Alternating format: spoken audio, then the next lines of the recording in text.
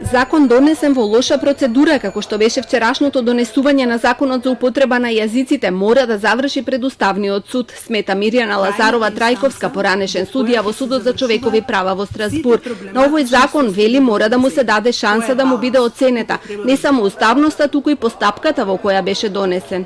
Исходот од вакви лоши законски процедури, постапки или, така да кажам, носење закони на мускули, во праксата може да биде само пред квалитетен и одговорен суд, кој што ќе го гради својот имидж врз издржани одлуки.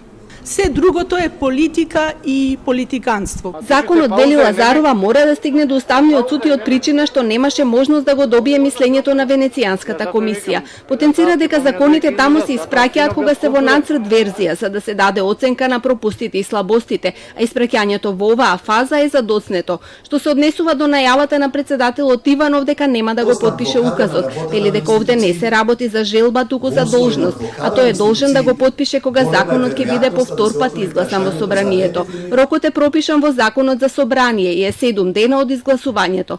И судијата Маргарита Цаца Николовска вели дека ако некој смета дека има пропусти, законот треба да се најде пред Уставен суд, но уставните судии можат и сами да покренат постапка за оценување. Уставниот суд екс официо може да покрене сам иницијатива.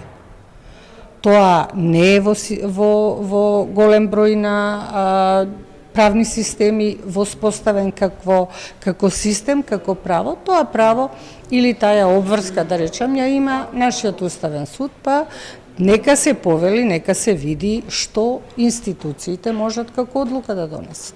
Уставниот судија Осман Кадрил не сакаше да даде оценка дали донесениот закон за употреба на јазиците е уставен или не, за како што рече да не прејудицира евентуална одлука на судот доколку до него стаса иницијатива за оценување на уставноста.